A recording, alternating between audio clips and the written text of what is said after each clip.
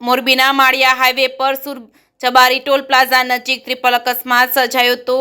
Kutch Morbi highway પર જબારી toll plaza પાસે tanker truck અને ફોર વ્હીલમાં આગ લાગી હતી। આ બનાવ અંગે જાણ ફાયર વિભાગની ટીમને થતાં જ ઘટનાસ્થળે દોડી જઈ રેસ્ક્યુ કામગીરી હાથ ધરી હતી। આગની ઘટનામાં 4 વ્યક્તિઓના મોત નીપજ્યા હોવાનું જાણવા મળી રહ્યું છે। આ બાબતે વાત કરીએ તો ગત રાત્રિના સમયે કચ્છ મોરબી હાઈવે રોડ પર સુરજબારી ટોલ પ્લાઝા નજીક ટેન્કર ટ્રક અને ફોર વ્હીલમાં આગ લાગી હતી। આ બનાવ અંગે ફાયર વિભાગને જાણ કરતા deputy chief officer Jayeshbhai fire team સાથે ફાયર ટેન્કર સાથે રેસ્ક્યુ કરવામાં આવ્યું હતું। તેમજ ટ્રાફિકના કારણે ભચાઉ ફાયર ટીમ પણ રવાના કરી હતી અને ફાયર વિભાગ દ્વારા ઘટનાસ્થળે પહોંચી કામગીરી હાથ ધરી હતી, જેમાંથી 5 બાળકો અને 2 ડ્રાઈવરને સહી સલામત સામખિયાળી હોસ્પિટલ ખાતે ખસેડવામાં આવ્યા હતા। જ્યારે આગની લપેટમાં આવી જતા 4 વ્યક્તિઓના મોત નીપજ્યા હતા, જેની ડેડ બોડીને ઓળખ માટે સિવિલ હોસ્પિટલમાં ખસેડવામાં આવી છે। જે કેસમી ગુજરાતી સાથે શ્રીકાંત પટેલ, મોરબી।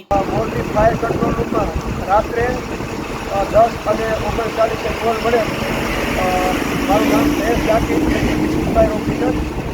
અમે એક હોટલ વાઉચર અને સાથે રેસ્ક્યુ ટેન્ડર રવાના કરેલ અને સાથે બચાવ ટીમને પણ જાણ કરેલ, કારણ કે રસ્તામાં ટ્રાફિક હોવાના કારણે બચાવ ટીમની પણ મદદ છે। અમને કોલ એવો મળેલો હતો કે ત્યાં ફાયર પણ થયેલી છે અને સાથે 4 માણસો જેવા ફસાયેલા છે।